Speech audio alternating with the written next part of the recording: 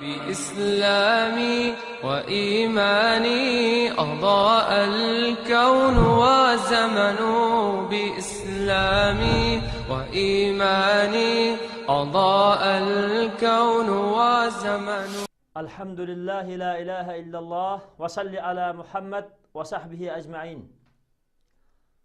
Biz hazırkı muşu turvatqan davrimizda dinsizlar bo'libmi Xitoy kommunistlari bizga umumiy kuchini birlashtirib hujum qilayotgan mush paytda biz musulmonlar qat'iy birlashish bizga Allah oldiki majburiyat va farz ekanligi, shundaqla insoniyat oldiki mas'uliyatimiz ekanligi va mavjudiyatimizni saqlab qilish uchun mas'uliyatimiz ekanligi hammamizga ayon.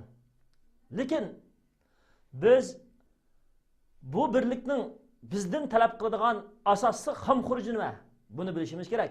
Birinchisi, biz e'tiqodimizni birlashtirishimiz kerak.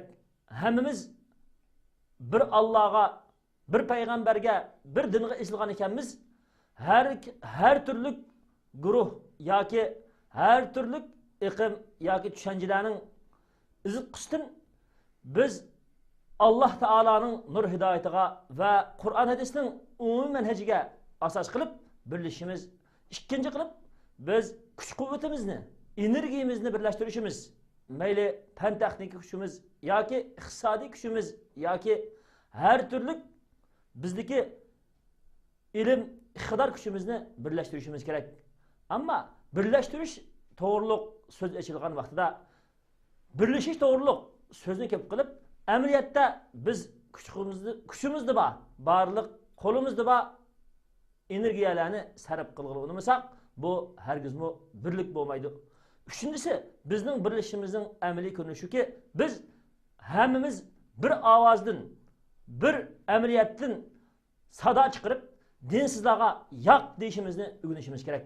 Şuna Allah Teala Kur'an-ı Kerim'de وَاَعْتَصِمُوا بِحَبْلِ اللّٰهِ جَمِيعًا وَلَا تَفَرَّقُوا Allah'ın dinine hemmenla birleşip esinenla yani itikadınlarını bir kılıp, güç kuvvetinlarını bir kılıp, birlikinlarını müstehkem kılıp esinenla sıra bölünmenla yani bölünüş fikri, bölünüş iddisi, bölünüş emriyeti dini çeklengen Allah aldı mesuliyetlikке ve dünyada baxsizlikka erişip kalısıyla degan bu düşüncede bizge Allah Teala birleşini farz kılıp her qandaq bölünüşni haram kılgan. Her birisimizni Allah iddimiz, fikrimiz, emri bo'lgan barliq kuchimiz birlik kelgan bir Allah Teala'ga mensup xolis musulmonlardan bo'lgan nasib qilgay.